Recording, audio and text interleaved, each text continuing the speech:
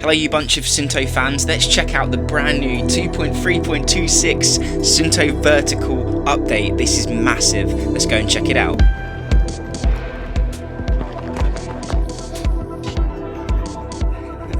Hello and welcome to an Active Ideas video, very Suunto orientated, talking about their massive update for the Suunto Vertical. What have I got? I've got the 9 Barrow, I've also got the 9 Peak Pro, we have the brand new Suunto Race. I'm still waiting to upload a video for this because there's an update coming for this watch as well, and I don't want to jump into first impressions until that update's out, I believe this weekend. But the update for the Vertical is here. Let's dive into those improvements, but also the brand new features. Let's go. So if you look here, we've got a fantastic array of Suunto watches, and as I said, the old school 9 Barrow, we've got the Vertical with this brand new update. We're going to dive into that in a second. The Suunto Race and also the 9 Peak Pro. So if you've seen any of the Suunto Race videos, you'll know that it's got this kind of different kind of way of interacting with it. Back in the old school days, to swipe through the menus of Suunto, you would swipe across like this. It'll be this UI where you'd go through your widgets and eventually you'd end up back to the time. What they introduced with the Suunto Race, however, is the widgets. So when you're on the watch face, you can scroll down either using this lovely dial or use your finger to scroll, and you'll eventually kind of get to the bottom and you've got all these different metrics. The brand new ones being this recovery HR, which will track your heart rate variability during sleep. You've also got your recovery in training from TrainingPeaks. You've got your CTL, so your progress, your training stress score. So lots of metrics to dive into there, and yeah, in history, the Vertical was very similar in terms of its user interface to the 9 Peak Pro. So what's happened now though is that they've updated to this new widget system on the Vertical. Okay, so you can use the touchscreen to go down, or you can use the buttons. The first widget we're going to see here, this new mini widget, is the notifications, and they've redesigned the notification options here. So we're starting to see actual symbols here to show that that's an email that's come through. We've got the WhatsApp messaging, the Teams. Really impressive stuff actually. We've got the Instagram logo, so you can see that there's been an improvement in that notification system. And one of the first things they listed in their improvements was the stability, and yeah, it does feel very kind of smooth scrolling through. I'm just going to try and stress it out by really quickly going through the UI. Yeah, so fair play Suunto, that was impressive. Let's just do that one more time for you to see. So we're going to scroll up to the sports. No glitching, it's going through smoothly. We're going to scroll down to the time now and just keep on going. There we go, really impressive stuff. I would say that Suunto have definitely improved the animation, and with the touchscreen as well, a lot of people are going to see an improvement with the scrolling experience. So I'm very impressed with that, and it does seem that they've reduced that lag. It was actually the animation that made it feel choppy, and you can definitely feel here that that's been improved. I don't think they've gone for anything fancy, they've just gone for something that works, and it's definitely great. So the second thing that Suunto lists as a brand new feature for the Vertical is the new training features. So we'll dive into that now. And when you look at the training widgets, we've got the training recovery, so you can see that I'm currently exhausted from my training, and it's nice to see here almost like a physio chew up with the Suunto platform.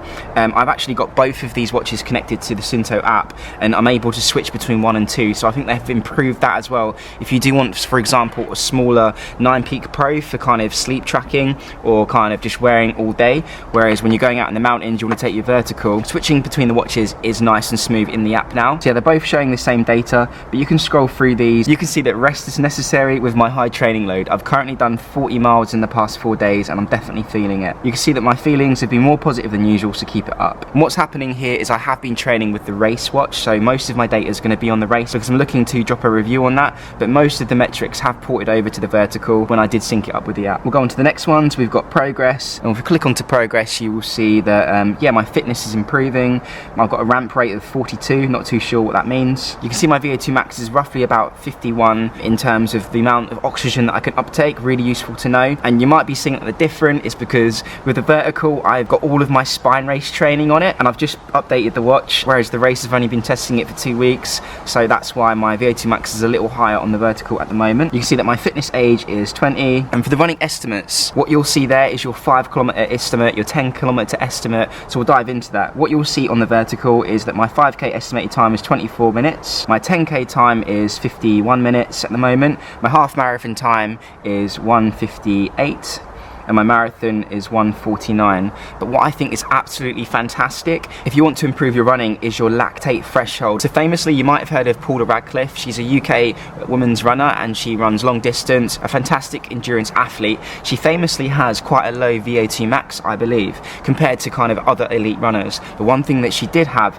was a high kind of lactate threshold. So she was able to maintain an extremely high heart rate compared to her max heart rate before she slipped over her lactate threshold. And it's awesome that you can see that information live on the race. And again, that will be reported on the vertical once you've done a couple of workouts on it. We'll go on to the next one now. So going on to the training, you can see my training stress score. So my training stress score is 462.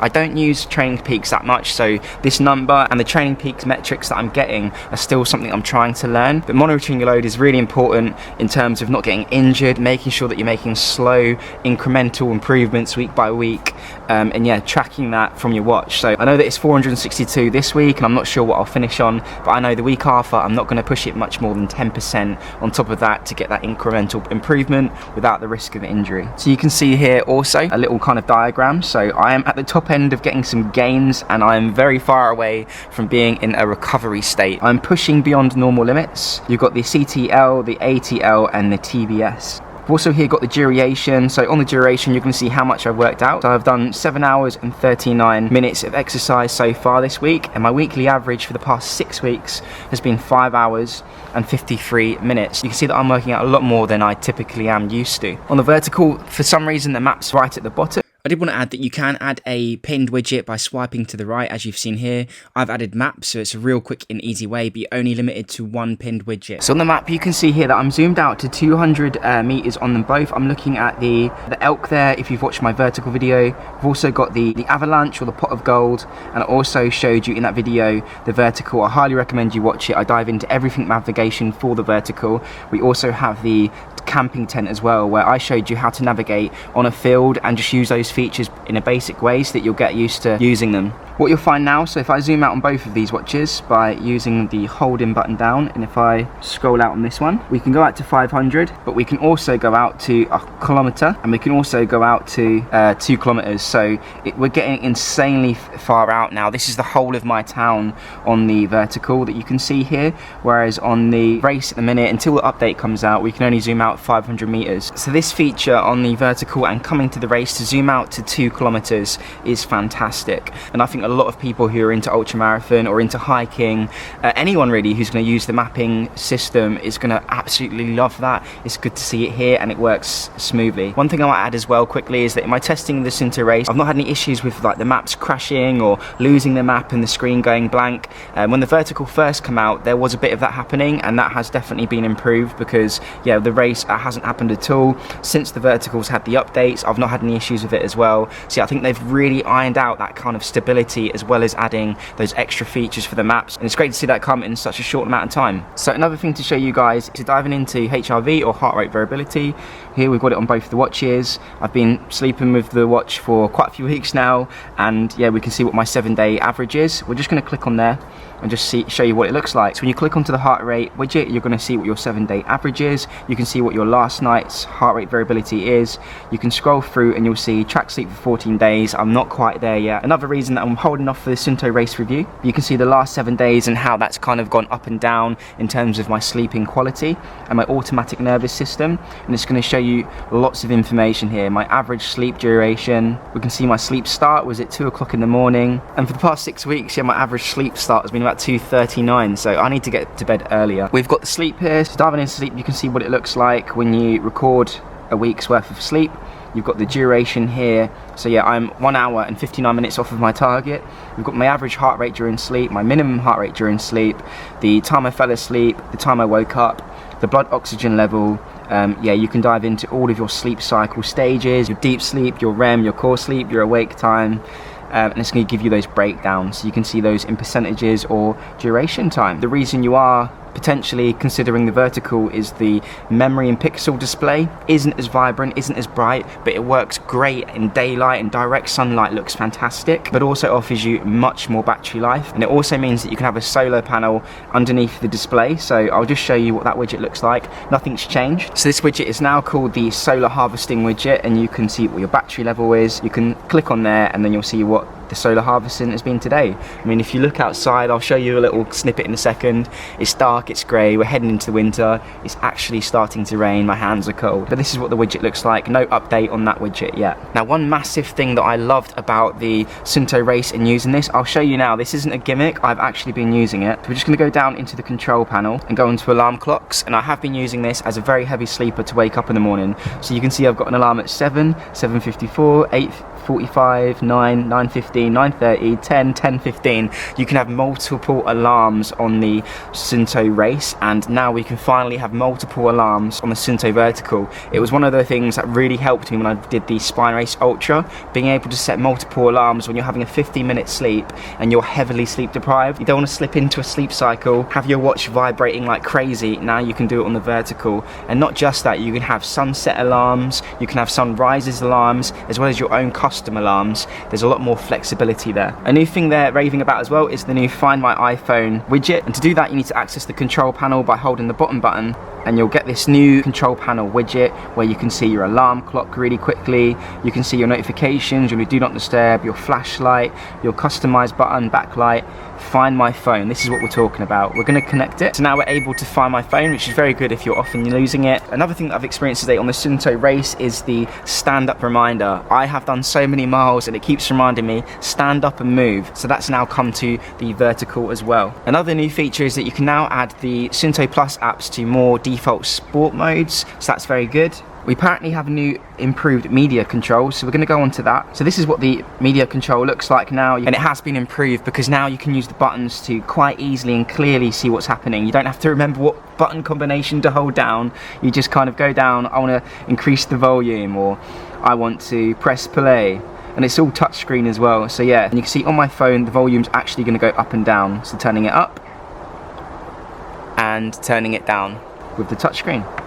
We've also got a new improved log summary, so just going on to the logbook on the race as well, 7 hours and 39 minutes. Again, you'll see that graph and what it looks like throughout the week, and you can dive into all your sports. So I can look at the running that I did yesterday, or the badminton I did a year ago, and just see all of that information. It's all there for you, and it's very smooth to scroll through. I very much like as well, if you have recorded heart rate in your sport, you can go and look at your heart rate zones, you can look at your pace zones and your power zones. So these really cool graphs that you can look at, your VO2 max, your ascent, your descent, your epoch. It's good to go through that on your logbook, and just negates the reason to get your phone out so much to use the app. The next crazy thing is they're saying they've now improved the GNSS satellite system so that it is better and more accurate. And one thing that I found about the Suunto platform, and one reason I've loved using it when I'm out in the mountains, is this has for me been one of the most accurate ultra endurance watches that I've used. I did have some issues with the Garmin on my Spine Race, just losing GPS completely. Coros was very good and Apple Watch was okay, but yeah, Suunto up there in terms of that pinpoint accuracy. If you really want to know where to go when you're up on that cliff top, it's Suunto for me, and they've improved it, so that's an excellent thing, and I'll be very excited to go and test that out in the forest under some dense kind of tree coverage, see what has changed, and I'll compare it to the 9 Peak Pro or even the 9 Barrow to see if there has been an improvement in that GPS accuracy. But apart from that, this has been the Suunto Vertical update, and yeah, we've got an update coming soon for the Suunto Race. Stay tuned for that. Peace out. So thanks for watching, you know the drill, like, comment and subscribe if you can. My slogan, dreams are a step away, and remember, show compassion, show esteem, and have fun out there. Peace out.